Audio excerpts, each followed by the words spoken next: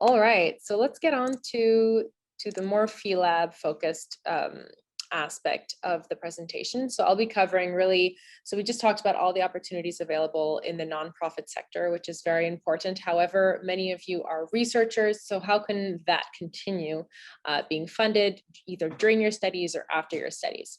So the PhiLab project, to start off, students played a vital role in even allowing us to confirm the funding. When we were applying for the couple $1 million of funding that we got for the second half of the project, one of the main components was that we would be part of training the next generation of researchers in philanthropy.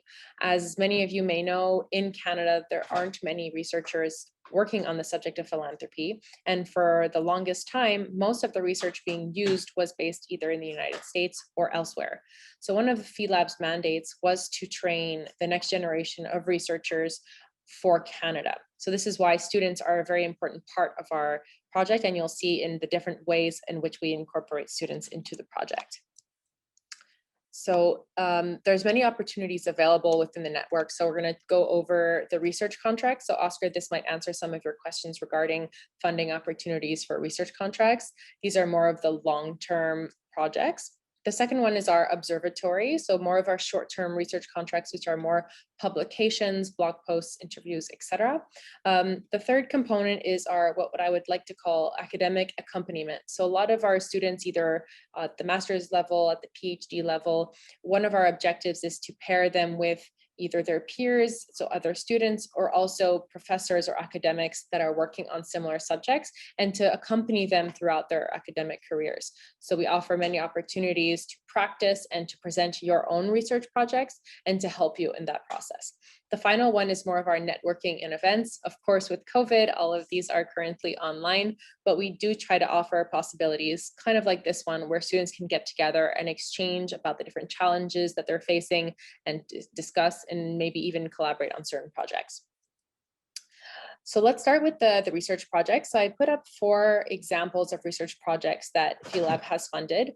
And as I mentioned in the previous slides, the research projects have to have a student. So yes, they have to be applied. It has to be one of our researchers. So an academic faculty has to apply to get the funding. However, the person conducting the actual research, so the research assistant, has to be a student. It can't be the researcher themselves that are doing the work. They can accompany it. They can obviously still supervise the project, but they will not be the ones doing the research themselves. These research projects get funding between $5,000 and $15,000. This represents the 2 different phases of the research. So, oh, my video seems to be freezing. I'm just going to stop it for a second. So this represents the 2 different phases of the research projects. The first phase is more of an exploratory phase where we do a lit review, where we kind of ask the right questions and figure out what is going to be the next step and how we're going to be conducting the more full-length research project. The second step is past the exploration. So once we figure out where we're going, we do a more in-depth research project, which can go up to $15,000 of funding. So Oscar, maybe just to clarify with this could be an opportunity if you pair up with a researcher to further your funding. I'm just going to turn off my camera. It's not working. Okay. So these are 4 examples that kind of show a difference. So the first one was Jacqueline Stoll. She did a research project with Environment Funders Canada and many other grant makers in the philanthropic community that were really working on climate action. So they did a lit review of all the different opportunities available, how funders were working, and they published this report. What was interesting about this particular report is that we actually hosted a conversation with many grant makers, which created a huge conversation about what are the next steps, how do we map the ecosystem properly, and how can we take next steps to really make sure that everyone fits into this climate narrative and actually to start taking steps forward. So it really did have direct impact on the sector. The second one is the Fondation Subventionnaire with les frais d'administration. So it was really on overhead costs. So this is obviously a question that many organizations are asking. What is this percentage that we talk about, and how is it actually important or not as part of the conversation? the percentage, is it really a good valuation or not? So this was a really important report that has been shared time and time again, especially since it's just been published within our different partners that are part of PhiLab. But the next one is the COVID-19 case studies. Isadora was actually participating in this project, so maybe at the end of the conversation, she can give her insight on it. So we did a series of case studies about the impact of COVID-19 on different actors in the sector, new initiatives, existing foundations, etc. And this obviously was resonating within the sector of being able to map what was happening. The last one I'm going to mention is another project that was launched with the Quebec Hub. It kind of ties into what Mary was presenting about the different careers in philanthropy. So if you ask most people what people do when they work in nonprofits, it's almost generally always nonprofit fundraising. So no one actually considers research, no one considers any of the millions of different positions that are available in the nonprofit sector, even accountants, communications, marketing, programs, everything. So this was an attempt, PhiLab, to map a bit the different portraits of people that are working in the sector. So these are the longer term research projects like I was mentioning. The next one is the different publication opportunities. So of course, as students, especially at the PhD level, you will need to have academic publications. One of this great ways of practicing is by publishing on less official platforms. So we have the opportunity to publish blogs. So as I mentioned one here, this is one by Brady, who is the coordinator of the Atlantic Hub. We have interviews that can be published. We write up a transcript and we publish it on our website. There are book reviews that you can accomplish depending on the book. We can obviously publish it on certain platforms or not. And then finally, there is the opportunity of publishing podcasts. So this one is an example of Kristen, who's actually on the call. So this podcast was by Kristen, and actually PhiLab, after seeing the opportunities that we can make available by not only having written productions, we actually hired a student to be able to create a PhiLab specific podcast that is going to be launched this year. So that's going to be a really cool opportunity to have different forms of participation of either sector actors or anyone that we think that could be interesting in a different way. Because one of the critiques that we've had is, especially for certain populations, having an academic publication is not necessarily very accessible. However, just doing a recording of an interview is very accessible to people that are time limited, who don't necessarily have the same writing skills, or who just don't have the accessibility of the technology. So this was another way of participating in PhiLab's publication opportunities. Okay, so we also offer different publication platforms. So of course, the main one is PhiLab. However, through our partners, we can offer the possibility of publishing on The Philanthropist, which has a huge reach. We've published mostly book reviews, but we are also looking into developing other opportunities of publishing content with them.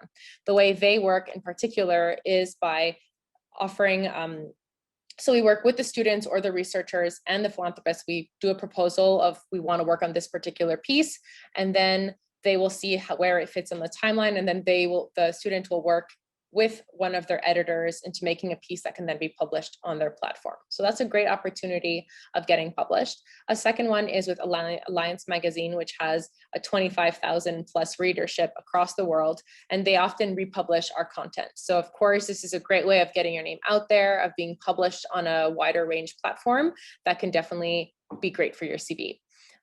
Another one of our more specific publications is the Philanthropic Year, which is our annual journal on philanthropy, which is also bilingual, so you can publish in either language. And we often reserve the last section of the journal, which is our book reviews, to student publications. So of course, other than that, at PhiLab, there's always publishing on our blog. Now we're going to have our podcast.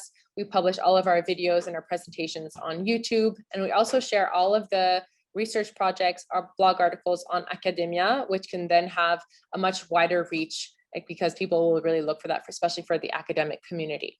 So as you can see, there's definitely many ways to get involved in PhiLab as a student.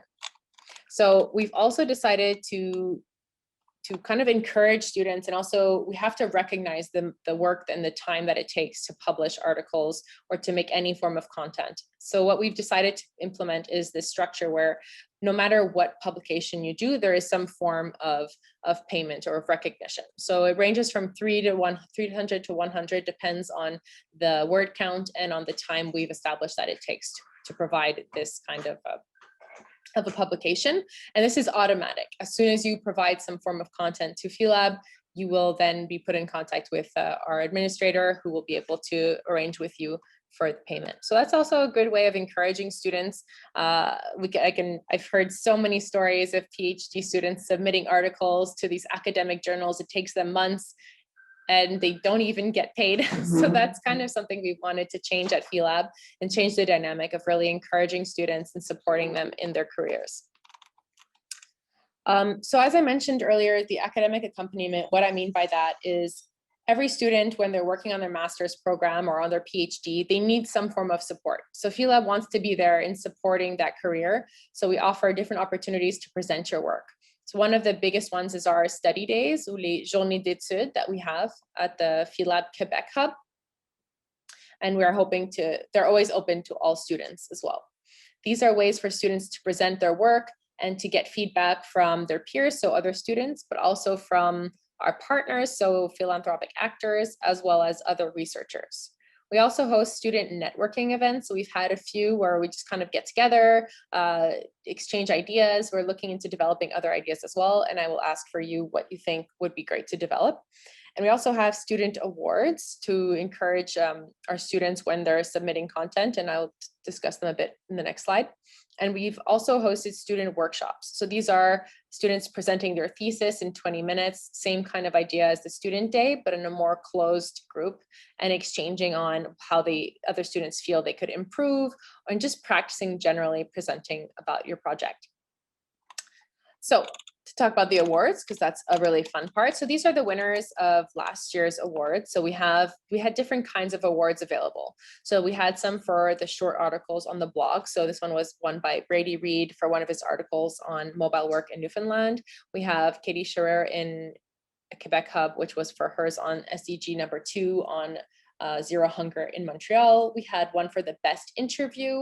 We have one for the best presentation. So Morgane Pellerin, she did a presentation at the student day. And we had the final one, which was the best research report, which was the one I mentioned earlier on foundations and climate action. All of these won, there were small awards of between $100 and $200. However, it's also a great thing to add to your CV that you did win an award for the year. We do have another grant coming up.